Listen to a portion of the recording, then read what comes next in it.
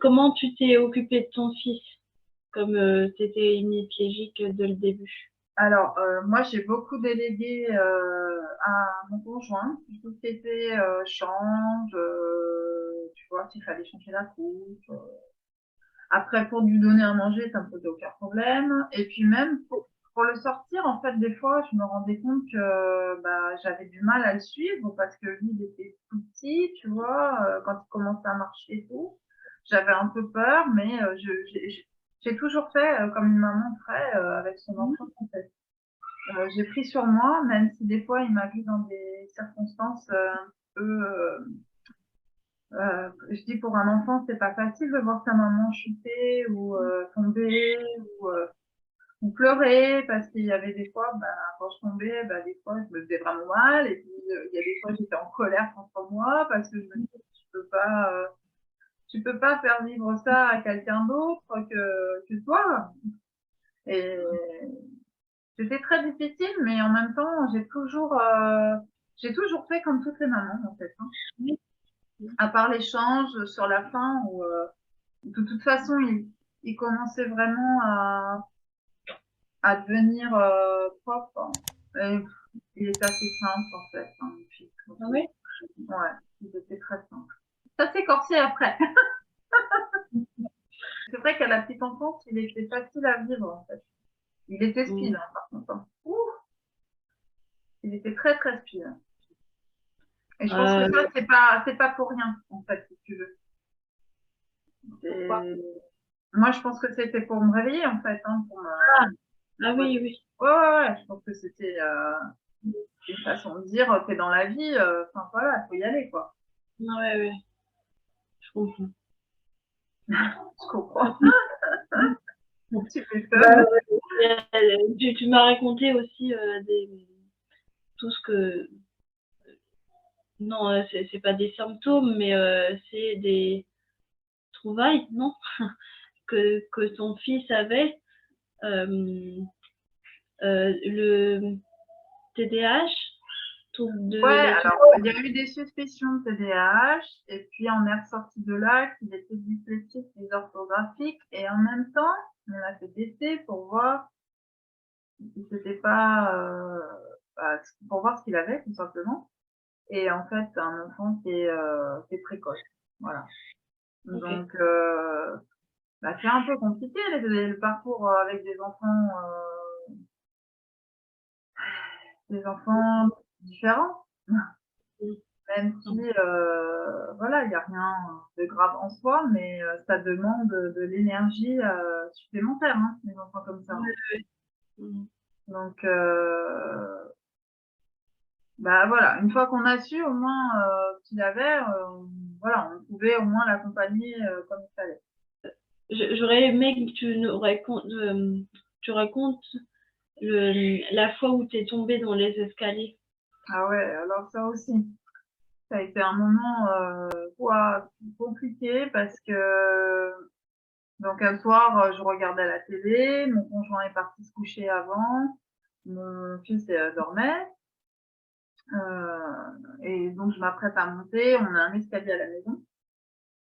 Parce qu'évidemment, on a acheté cette maison. J'étais valide, hein, comme je te l'ai dit. Et mes soins, malheureusement, voilà, ça s'est mal passé. Donc, bah, on avait une maison à étage, donc escalier. Et à l'époque, je suis tellement têtue que j'avais pas voulu faire poser les rampes de chaque côté parce que je suis une warrior, quoi. Je suis comme ça, quoi. Moi, je monte les escaliers, j'ai pas besoin de trucs pour me tenir, hein. Donc, il se trouve que cette période-là, j'avais fait de la toxine botulique dans les jambes, Oui. parce que j'ai des spasmes dans les jambes, dans ma jambe droite. Euh, Ça me fait pas mal, mais je voulais voir si j'allais gagner en extension et si mes orteils allaient pouvoir en fait se mettre bien dans la chaussure. Enfin voilà, j'avais beaucoup d'espoir dans la toxine Mhm. et il se trouve qu'on m'avait prévenu qu'il peut y avoir des réactions imprévues par rapport à la toxine. Et je suis arrivée à l'avant-dernière marche de l'escalier et j'ai chuté en arrière, donc j'ai dévalé tout mon escalier jusqu'en bas. Ce qui m'a valu, du coup, j'avais perdu, la douleur était telle que j'étais consciente, hein. La douleur était telle que je me suis dit, bah ça y est, t'es foutu, hein. Dans ma tête, tout de suite, ça a été ça. T'es foutu, tu t'es mis, ça y est, de l'autre côté, tout va être mort, la colonne vertébrale, ça va être fichu. Donc, j'ai eu le courage d'appeler mon conjoint, qui lui a été réveillé par le bruit, hein, d'ailleurs. Mon fils, pareil. Et on a appelé les secours, etc. Et mon fils, en fait, a vécu cette situation de stress sans voir ce qui se passait. Il entendait tout. Quand les pompiers sont arrivés, quand ma voisine est arrivée, quand mon conjoint est arrivé. Enfin, donc, ça m'a valu une opération quand même. Hein. J'ai eu chaud. Hein. J'ai une arthrodèse en C4, C5 dans les cervicales.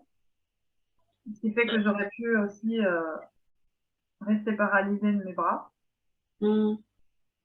comme les tétraplégiques, hein, ceux qui ont. Ouais, Et voilà, donc ils veulent pas de moi, qu'est-ce que tu veux que j'y fasse? T'es passé par des trucs. C'est pour ça. Il m'a fallu tout ce temps-là. Oui. Ok. Voilà. Merci, Marina. De rien. Merci à toi, Alexandra. Et une phrase qui suit toujours ou de positif, une phrase positive. J'ai envie de dire, soyons solidaires et voilà, et aimons-nous les uns les autres.